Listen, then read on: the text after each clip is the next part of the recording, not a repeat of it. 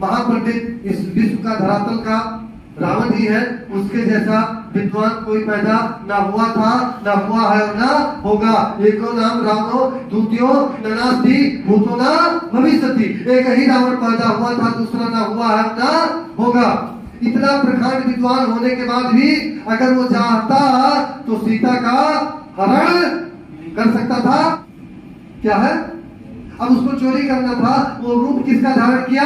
साधु का। अगर साधु का रूप धारण नहीं करता तो सीधा जी भिक्षा देने नहीं आती, और अगर वो भिक्षा देने नहीं आती तो रावण उनका हरण कर सकता नहीं कर सकता। तो रावण का लक्ष्य क्या था? सीता जी को लाना।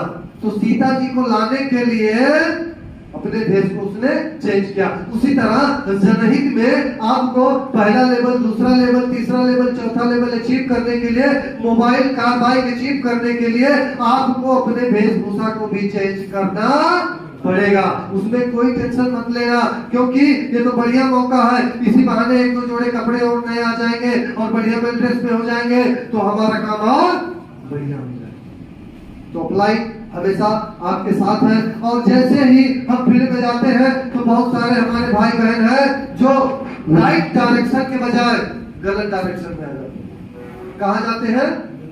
गलत डायरेक्शन में आ जाते हैं। और ये उम्र का तकाजा। तो मैं ऐसे अपने भाई और बहनों से निवेदन करना चाहूंगा कि आप लोग ऐसा कहीं मत करना, और ऐसा कोई गधा मिलेगा तो उसको लात मार के बाहर कर देना, क्योंकि जनहित में ऐसे लोगों की जरूरत नहीं है जो किसी के साथ, किसी के मान सम्मान के साथ खिलवाड़ करे। ऐसा करते ही बर्दाश्त मत करना, और मैं इसके समर्थन में नहीं। तो आप लोग इस चीज से विशेष परहेज करिएगा, क्योंकि यह आपके जीवन का सबसे बड़ा बाधक है। सबसे बड़ा बाधक है। आदमी जीवन में सब कुछ हासिल कर सकता था। रावण को इस पृथ्वी पे श्री राम भी नहीं हरा सकते। अगर वो चरित्रहीन नहीं होता, कैरेक्टरलेस नहीं होता, तो उसको कोई मार नहीं सकता। इंद्र को, जिसको इंद्र को क्या किया था?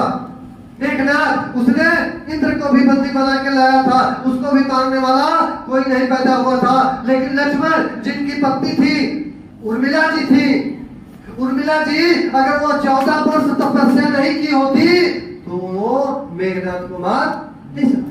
वो असीम कृपा, असीम अनुकंपा, असीम ताकत और साहस उसके पास थी कि इंद्र भी उसके सामने परास्त हो गए थे, तो लक्ष्मण की भी क्या औकात थी। लेकिन उसका पाप कर्म उसको ले डूबा। आप बहुत बड़े ज्ञानी हो, बहुत बड़े बलवान हो, बहुत बड़े धनवान हो, लेकिन अगर आप चरित्रहीन हो गए तो आपके जीवन में सफलता नहीं मिल सकती। आपका घर परिवार लक्ष्मी से एकदम भरा पड़ा हो, आने वाले 10 से 5 साल में, 2 से 4 साल में नष्ट और भ्रष्ट हो जाएगा। उसको कोई रोक नहीं पाएगा।